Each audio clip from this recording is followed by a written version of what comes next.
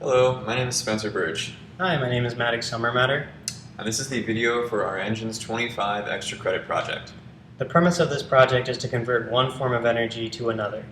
In our particular case, we're converting mechanical energy to electrical energy. Our idea on how to do that is to take a plastic tube within which we have a neodymium magnet. Surrounding the tube are copper coils. As the magnet moves, the changing magnetic field drives a current in the copper coils.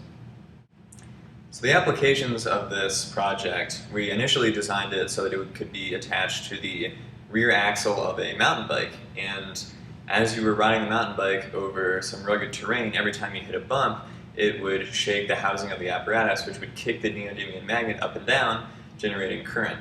In our video, we just shake it back and forth with our hands, but you just imagine if this was hooked up to the back of a mountain bike, it would generate current in the exact same way. And here are all of the parts that make up our project. So just to start, this is the main housing of our project. So here we have a plastic tube that we bought online from a site called McMaster Car, which was a suggestion of a man named Kevin who works in the machine shop. He was really nice and helpful through this entire process.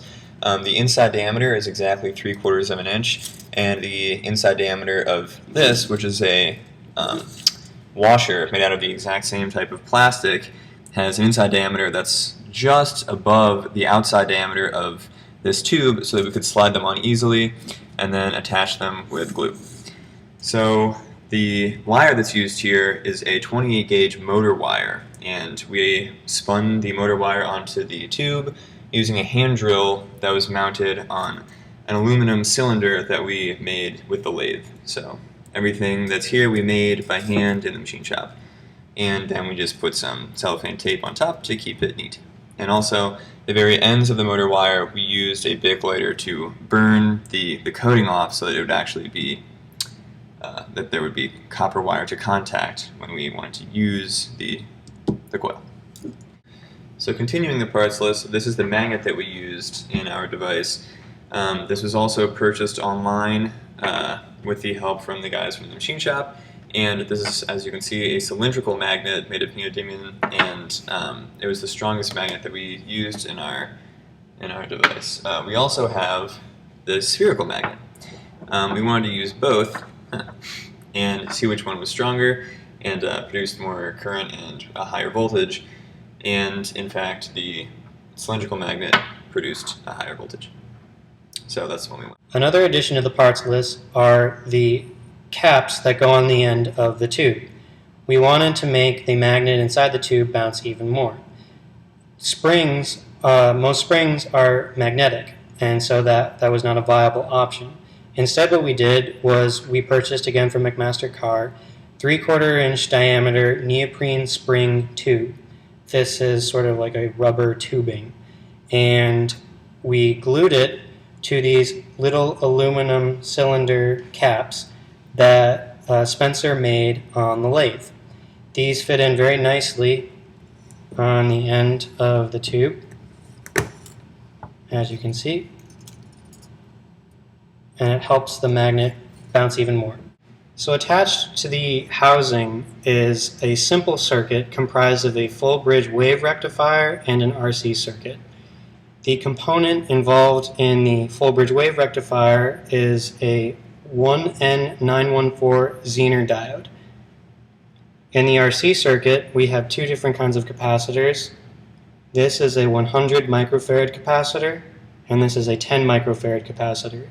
We put two 10 microfarad capacitors in parallel with the 100 microfarad capacitor to yield 120 microfarads of capacitance. Alongside the capacitors, we have a 10 kiloohm resistor. We put 5 in series to yield 50 kiloohms of resistance. And lastly, on the RC circuit, we have a light-emitting diode. This is a demonstration of using the spherical magnet inside the casing hooked up to a voltmeter. As you can see, I'm shaking the casing back and forth, and you can hear the magnet shaking inside. The voltmeter is hooked up to an alternating current voltage right now, and what you're seeing is the amplitude of that voltage. In this demonstration, I'm using the cylindrical magnet instead of the spherical one.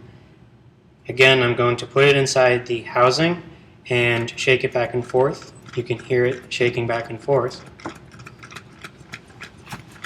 And as you can see on the voltmeter, the amplitude is reading about 2 volts AC instead of 1 prior. So the cylindrical magnet yields a higher voltage than the spherical. In this example, I'm going to shake it fast to see how high of a voltage I can get.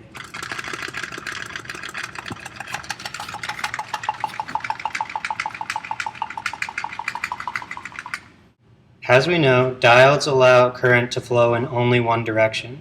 For a light-emitting diode, this results in it being lit up when I shake the magnet one way and not when I shake it the other way.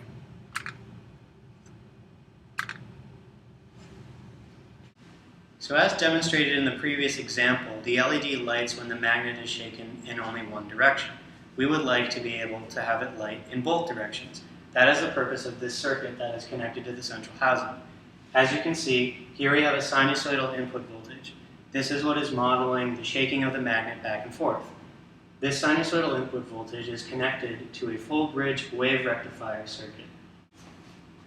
These icons designate Zener diodes. As we can see, the current can pass through this way and through this way, but it cannot pass through here or here. As such, these are our AC leads, and these are our DC leads. So in essence, we're converting an AC current to a DC one.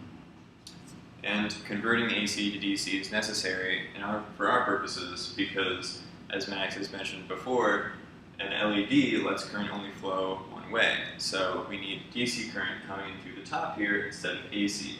So this section of the circuit has a capacitor here, which is a 120 microfarad capacitor, and a resistor here, which is a 50 kilo ohm resistor.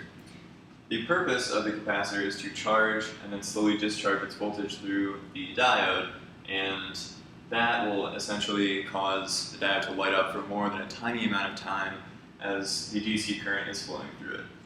As Spencer mentioned, this capacitor is going to discharge into the LED. The difference is here with this RC circuit that we're going to have a decaying voltage rather than an impulse voltage, which, as Spencer mentioned, means that the LED will stay lit for longer rather than just blinking. What determines how quickly or slowly the capacitor discharges is what's known as the RC time constant. This is this equation here, tau equals RC. According to this equation, we see that the bigger R value and C value we have, the bigger time constant. For our particular values of R and C, the time constant is around 1 second. The last thing to mention is that for this LED to light up, we need around 2 volts of forward voltage for it to light. Within this full bridge wave rectifier circuit, there's about a 1.8 voltage drop. Recall that when I shook the magnet quite quickly, we were able to get up to around 4 volts, so there will be sufficient voltage left to charge the LED. In this demonstration, I'm going to shake the cylindrical magnet back and forth within the housing. As you can see, now we have the AC leads attached to our circuit. The purpose of the circuit, as mentioned, is to have the LED light when I shake the magnet in either direction. As you can see, regardless of the direction the magnet is moving, the LED lights. The circuit that we're using is not on a breadboard, but is in fact soldered together. So it is comprised of, like we talked about in the schematic on the whiteboard, 4 diodes. These are Zener diodes, and you can see the direction of each one is just as it was in the circuit schematic. These 2 leads right here are the DC leads, and these are the AC. This is the input, which is alternating current, and this is the output, which is DC. Each one of these 3 things is a capacitor, and each one of these is soldered in parallel because capacitors in parallel add, and these small 5 resistors were soldered together in series because resistors in series add. And we used 5 resistors in series and 3 capacitors in parallel because the electronics lab here simply did not have resistors that had a high enough resistance and capacitors that had a high enough capacitance, so we had to use several in parallel and series. And this, obviously, is our red LED that you can see lighting up. So to wrap up our video on our project, we want to talk a little bit about if we had more time and what sort of improvements we would make with that time. Firstly, we would increase the number of coils that are available around the tube. This would produce a higher voltage. Also, we can use a higher gauge of wire, which means a smaller diameter of wire. This will also produce a higher voltage. In addition to improving the design with more coils and a higher gauge of wire to produce more current, we also wanted to take the product that we made and actually attach it to a bike and then hook the leads up to something like a supercapacitor or rechargeable batteries so that we could then use the current that we make to charge something like a portable GPS for a mountain bike or your phone, or LEDs that we could then mount on the back of a bike for increased safety, or even headlights. In closing, thank you very much for watching our video. Again, I'm Summermatter. And I'm Spencer Bertsch. And we will see you next time.